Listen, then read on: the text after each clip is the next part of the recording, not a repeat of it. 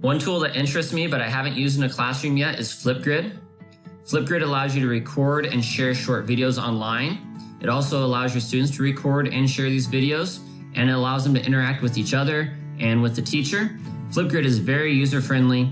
It's easy to set up as a teacher, and it's easy for students to use. I hope to use Flipgrid to improve student engagement and interaction, and I hope to use Flipgrid for class discussions. I can have them have video essays. I can have them explain their work and give me reflections over games and activities, so I can kind of interact with them without actually having to have a face-to-face conversation, which is sometimes difficult when you have over 100 students.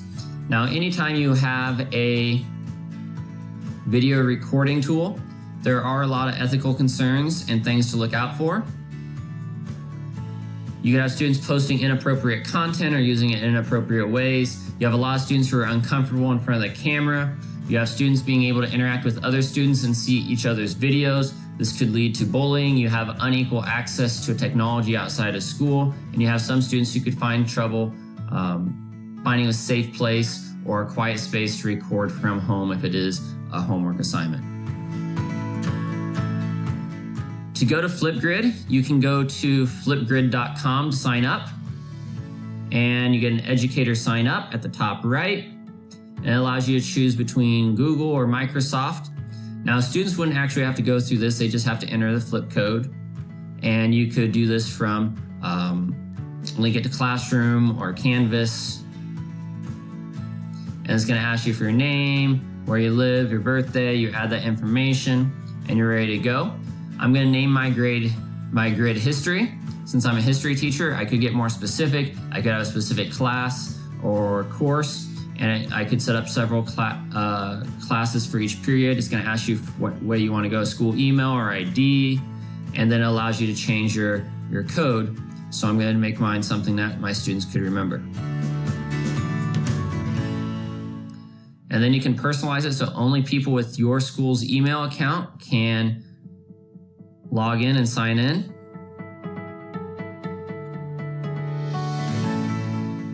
And then it allows you to copy, add it to Classroom, embed it, use Remind to share this. And then you have your details and some things that you can kind of edit. Once again, you have sharing options. You're going to add co-pilots. You can duplicate this to have multiple multiple classes. You can go back and edit it, and if you go back into the editing, you actually have some more features that you can adjust. And I'm going to go ahead and personalize my background. You can add your own picture if you want. I'm going to choose one of the presets.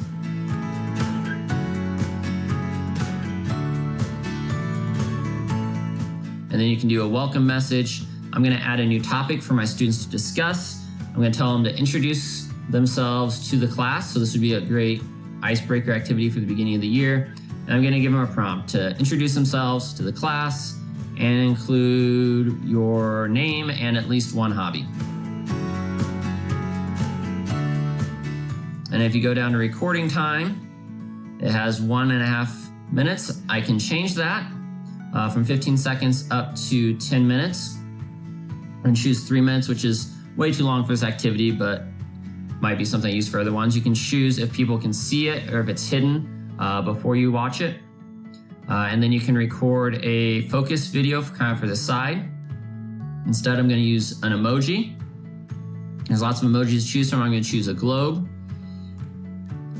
Go to more options, and I'm going to give them a tip. I'm going to say, speak clearly and make sure we can see your face. You can make adjustments with attachments or status. So you can make it hidden or frozen. I'm going to go ahead and change the date to put an end date on when they could do this. You could also change the starting date if you wanted to. And then you have these different features with editing and links, just different things that you can allow the students to do, or you can restrict them from doing. And then you can actually give feedback, and you can upload your own criteria. So you can kind of put your own personalized rubric in there. And then hit create topic. That gives you a place to copy or a share classroom, remind, embed. You have a QR code. And then it gives you actions. I'm going to go ahead and record, show you how to duplicate this. So you can duplicate the same topic and do it for multiple class periods or multiple courses. And I'm going to go down and just record a response so you can see what that would look like. So here's a video of me. I'm going to hit record.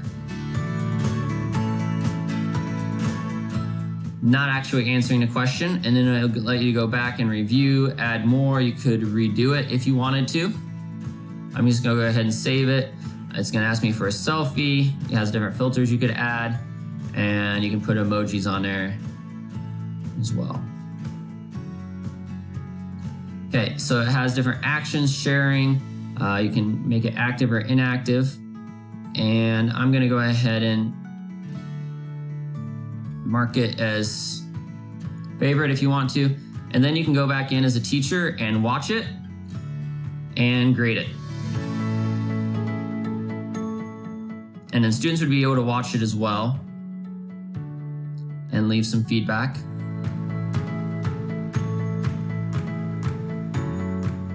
And there's sharing options for sharing different things as well. Okay, so now you can see the feedback. It doesn't have any replies or very many views. And if you go up, you can do different activity here. So you go to my activity, you can see I just set this account up today. So there's not a whole lot underneath my engagement. You can scroll down and see achievements. There's different badges. You can look at your recent videos or go to the dashboard. You can look at my grids, a mixtape. You can communicate with people, other educators using this. There's a library of suggested topics or things that might help you with that. And then you can record a short video, and this would be very useful for recording an instructional video or giving students a prompt on what to do.